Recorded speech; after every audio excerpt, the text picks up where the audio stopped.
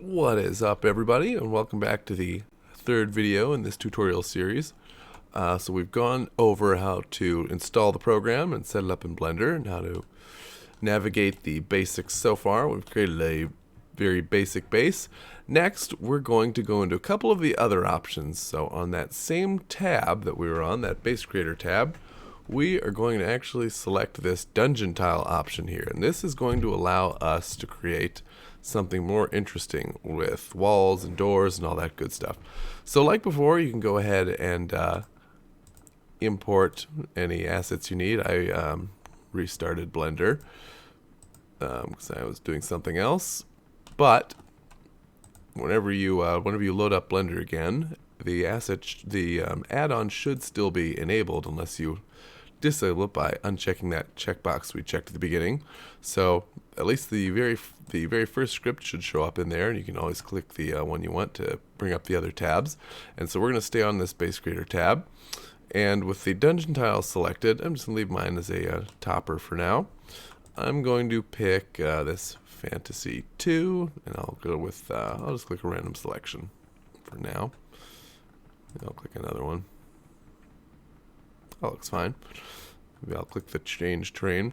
And I'm glad I had this happen because this is a somewhat, not really common, but this is an error you might see every once in a while. Every once in a while, just the way Blender's Boolean operations get completed, which is how a lot of this operates. I won't go into the details, but basically when there's sort of overlapping geometry, which can occur when we're cutting pieces out of a base, which is what's going on behind the scene here. Sometimes you'll see a weird result like this, which obviously isn't very good and can't be 3D printed. And when that does happen, you usually can just click the Change Terrain button, and that should eventually fix it. So you might see that here, and when we place certain windows and doors, basically all you need to do is move the asset around a little bit or click Change Terrain, and Blender will be able to figure things out. So that's what we did in this case. And so I'm going to stick with what we have here.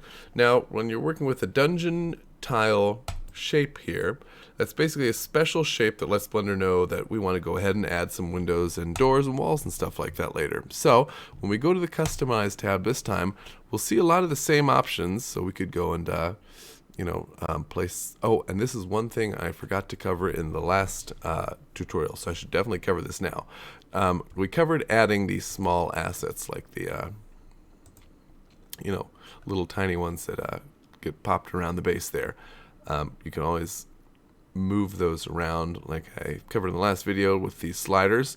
You can delete individual assets. You can keep adding them again, and you can click remove all assets to get rid of them. But there's also oh, you know what, I did cover this, so never mind, we did cover adding the large assets. So scratch everything I just said. You can do all the same stuff you did on the previous tutorial, but there's also this drop down, this customization drop down at the top, and this time you can select assets, which will bring up those old options that we covered in the last one, or you can click Tile Assets, and this is where we can add things like walls and windows and doors. So, and you can always go back and switch between the two if you want. Previously, this was two separate tabs, so you had to click between them, which is a little annoying, but right now it should be a little easier to manage. So, right now we're going to add some walls. And the way this is set up is there's this wall drop down here, and this will pretty much set the side of the base that you'll be working on. And the way it's set up is wall 1 will be the top wall. If you're sort of looking at the lettering at the top, this will be wall 1, this will be wall 2, this will be wall 3, this will be wall 4.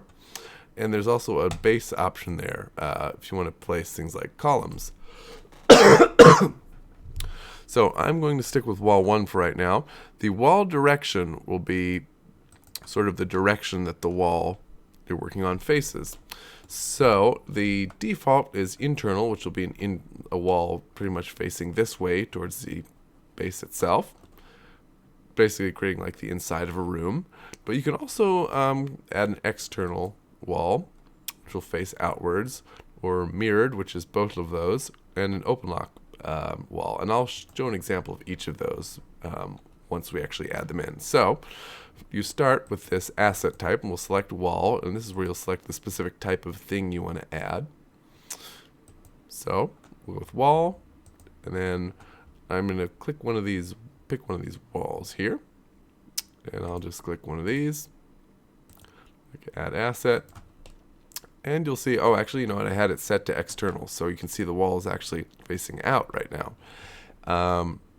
You can change that if you want, but just since we've already got it in here, I'll go over these sliders. You can change the thickness, and with the external walls, it's offset a little bit to give you a little bit of space there, and, which might be useful.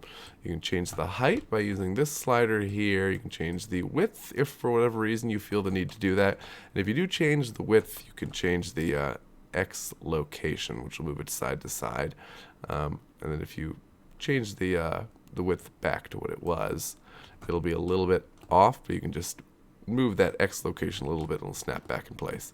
So that's pretty much all those sliders. If we change this to internal now, and I'll pick a different wall, click add asset, that'll replace it with a wall like this. So the actual sort of design of the wall is facing inwards. And like I said, you can change that to mirrored, which will be both sides. If you click add asset there, you'll see there's a design on this side, and there's a design on this side here. So that's what that'll look like. And the final option is an open lock wall, which some people want. I don't know if that many people are interested in this, but I made the option available just in case. And this will basically take that wall and add open lock parts to it. And when you do that, at the end of everything, all the open lock parts will get exported separately. So you'll get a separate wall and a base. And I should mention, if you want to do that, you should start with an open lock part in the base creator tab. But I should have mentioned, once you start adding assets, you can't go back and change this tab. So keep that in mind. If you want to create some open lock parts, do that from the start and add that to the base. But for right now, I'll just give a demonstration on the walls. So if I were to add this, it would look something like this. And it may not come in perfectly at first, and maybe not all of the walls will look perfect with these, just because basically what they are, they're little snappable pieces that are built into the wall. So some of the walls, since they're not all uniformly thick, some of them have little designs cut into them and that sort of thing. You might need to rescale the thickness a little bit. And keep in mind when you do that, you may want to snap to the side to make sure there's a little distance between the wall and the actual base so that they'll still clip together. Because I can make this super thick, but if I import it that way, it's going to have a hard time connecting with the base. So this one might not be the greatest example, this specific wall, because it's got some sort of cut-in designs there that it'll sort of make the open lock pieces pretty obvious. Might actually not look that bad, but I'll pick another one real quick just so we can get another example. Yeah, so this one looks a little bit better because it's a little bit more uniform, I guess.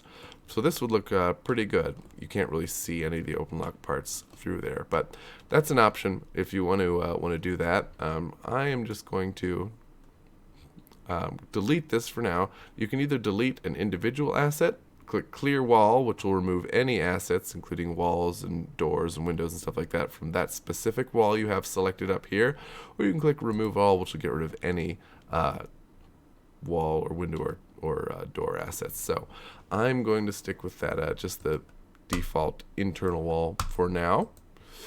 And I'll go back to that one we just had because that was kind of cool. And yeah, this is what you start with. So you'll import a base like that, and like I said before, you can change the thickness.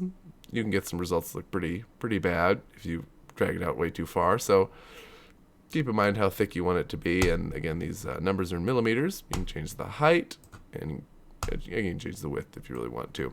That's pretty much it for adding walls. In this same asset type dropdown, you can add doors. So I'll go with, let's see. I'll go with this tavern door. Add that. And you may want to resize these as well, depending on the scale you're going for, or the size you want to eventually print these out with, or whatever you're going for pretty much. So you can change the height, the thickness like before, the width, all that good stuff. I don't really have anything in mind here, so I'm just going to build something that gives me enough space to place everything else for demonstration purposes. So I'll move this aside and maybe adjust the thickness down a little bit. I will now select a window. So I'll go up here and select window, and I'll select one of these ones that say open on them now. And what that means is basically it'll be a window or a door that has an open section that cuts out of the wall.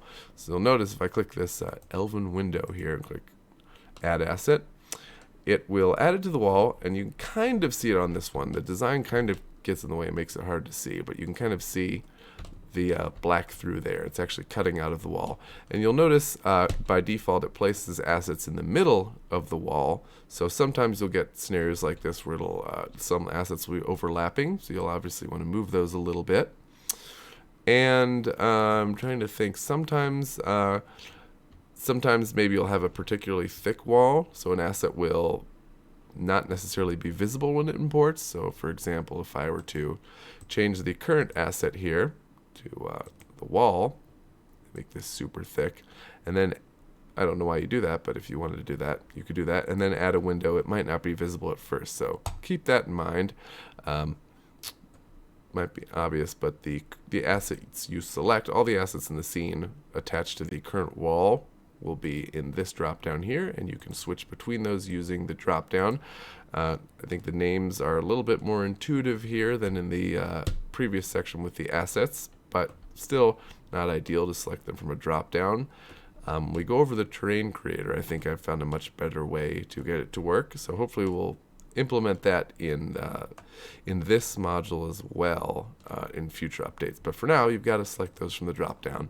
So that's pretty much windows and doors. And there's there's a new asset type, sort of new, that I added in this new update.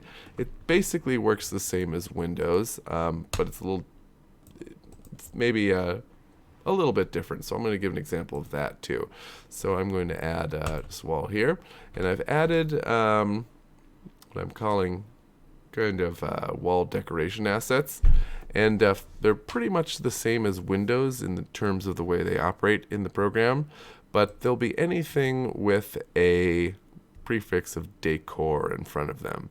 And what these are pretty much just little wall decorations, so anything like little panels or boxes or shields or anything you'd use to decorate a wall. So I've created a bunch of cool cyberpunk ones that are pretty much little panels that you can add. And when you click add asset, they'll just be cool cyberpunk parts. But I've added some of these for each of the new add-ons. So I've got things like shields. Well, I'll move this one out of the way first and make it a little bit smaller first.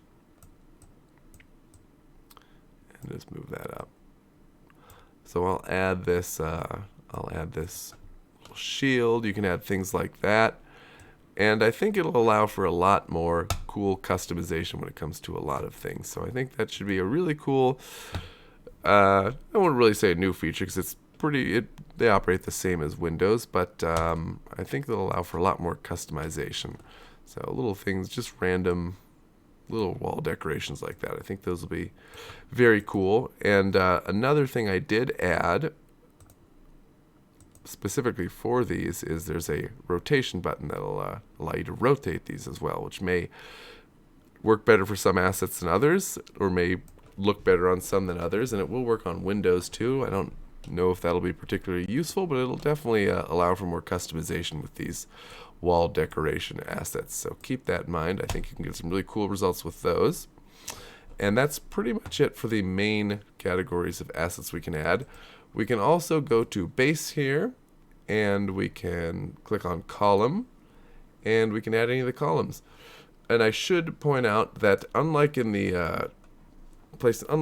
the assets, you don't select a specific theme here. This will just have every asset from every theme you've imported, which was how I set this up originally, and really the reason why I added the import options. You don't have to have everything in there at once and scroll through a giant drop down. I think probably in the next version I'll change that so there is a theme drop down, but for right now you'll just see everything from the themes you've imported. So I'll just pick a random column here, add asset, and that'll add that in the center. And just like with the others, you can change the height.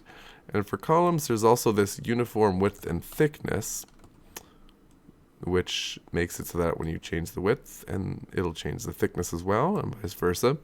And you can, of course, move those around all over the place. So there's that. And there's one other thing I wanted to mention. Oh, right. You can also add an open lock column. Selecting internal, external, or mirrored won't make any difference. It'll just import it right in the middle of the scene. But if you add an open lock, you can also add an open lock column.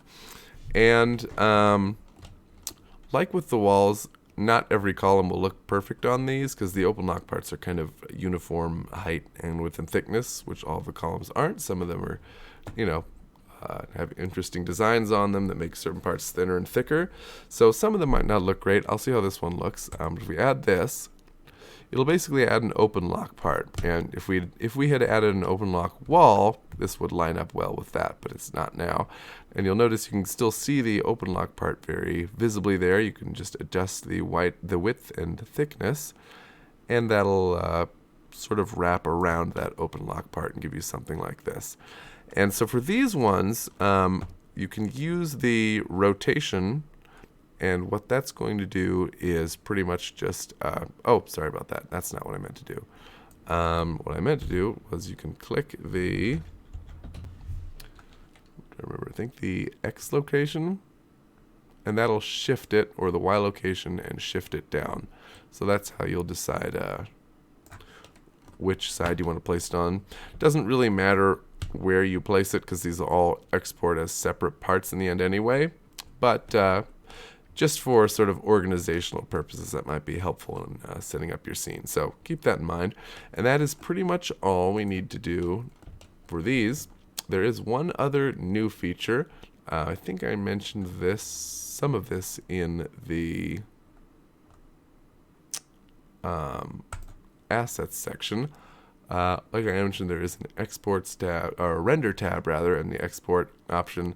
The batch export, I don't know how useful that'll be, but it will only work on the normal bases. It's not going to work on these dungeon tiles just because there's too much customization and variance there.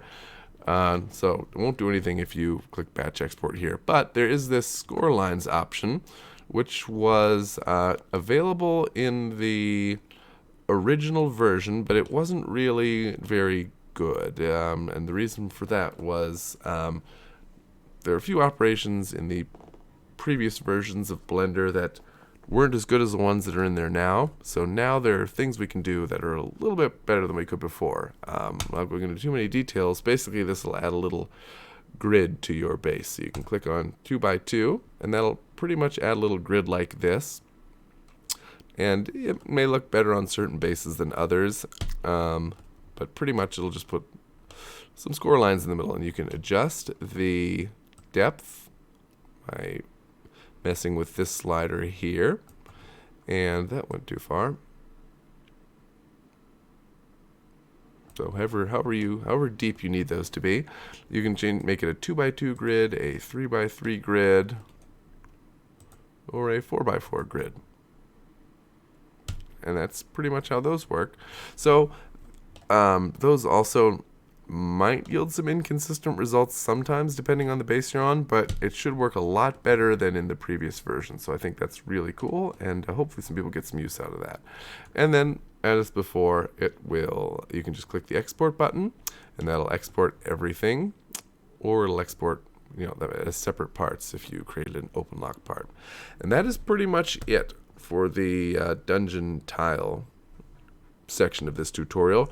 Next up, we're going to go over one more new feature on the base creator module, and then after that we are going to talk about the other module in this program, the terrain creator. So thanks for tuning in, guys, and I hope to see you guys in the next video.